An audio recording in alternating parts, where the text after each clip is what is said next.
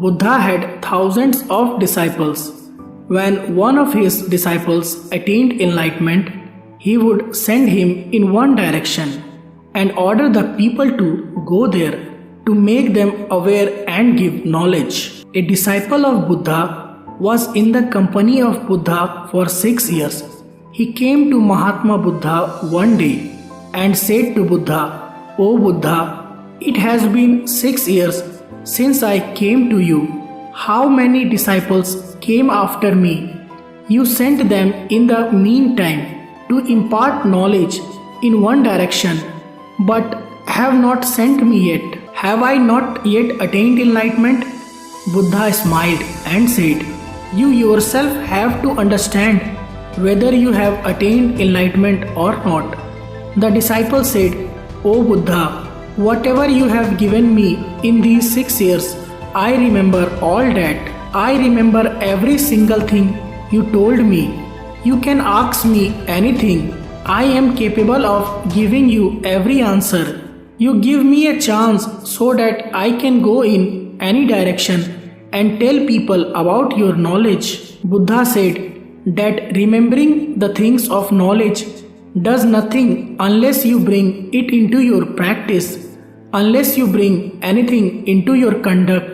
Till then, you cannot ask others to bring it into their conduct. The disciple said, "Whatever it is, please give me a chance. You have faith in me. I can impress everyone with my knowledge. I can tell such things to people which will bring peace in their life, and they will be able to live their life peacefully." Buddha said that you are not ready now. When you are ready, I will tell you to go the right path yourself. The disciple said, "Why Buddha? You have not given me so much knowledge in these 6 years so that I can influence people." Buddha said, "Okay, you go to the east direction. There will you get a state. From that you bring alms and help with your knowledge there. Tomorrow morning you go to there alone and come in the evening to tell me how did you help the people there." The disciple became very happy to hear this and went away with the blessings of Buddha. He kept gathering knowledge all night long. He was thinking in his mind that tomorrow I will leave such a mark of knowledge that Buddha along with the people there will be impressed by me. Waking up in the morning, he went to pay obeisance to Buddha, and after bowing down to him, he went towards the east. When he came back in the evening, Buddha saw that the disciple had a bruise on his forehead and was bleeding. Buddha bandaged him and asked, "How did you get this injury?" The disciple said that the people of there are very wicked. They have no intellect at all.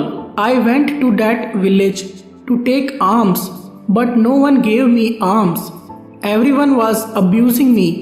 One person gave me alms, but threw it and said, "Pick it up." I explained him a lot, but he was not ready to listen to me.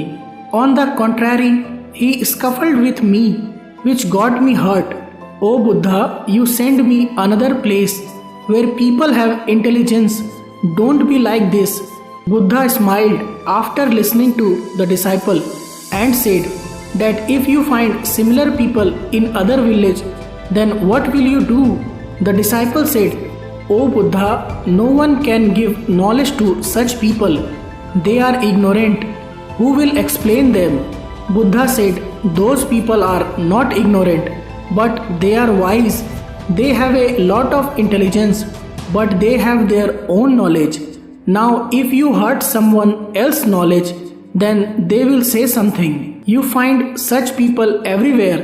Then how will you give your knowledge to them?" Buddha told the disciple that you rest today. Come to me tomorrow evening. The disciple went away after bowing to Buddha. When he came back to the Buddha the next evening, another Buddha's disciple was present there. His hand was injured. Buddha, seeing the injury on that disciple's hand, bandaged him and asked the disciple, "How did you get this injury?" The disciple said, "O Buddha, you had asked me to go to the east village. That is why I got this injury." Buddha said, "What happened to you there? You tell me." The disciple said, "O Buddha, there I asked for alms from everyone, but no one gave me alms. A person who gave alms also threw on the ground and said, 'Pick it up.'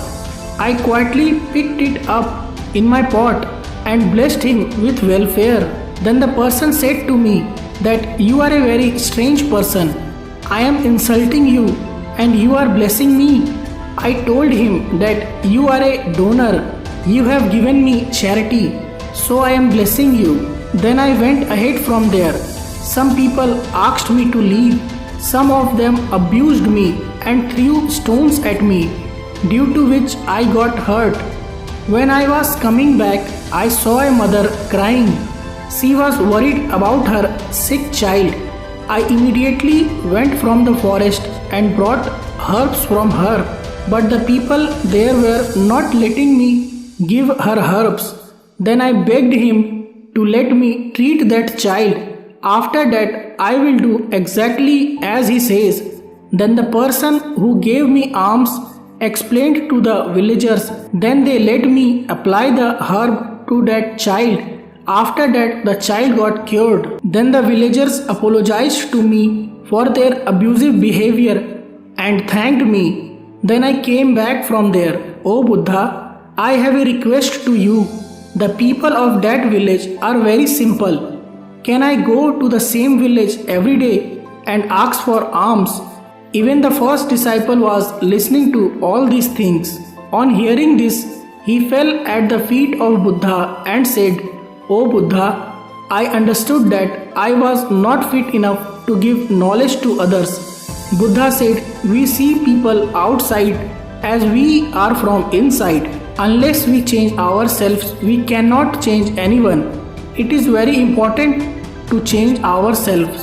Before telling anything, it is very important to put it into your practice, because it is very easy to explain and understand what people have brought in the practice.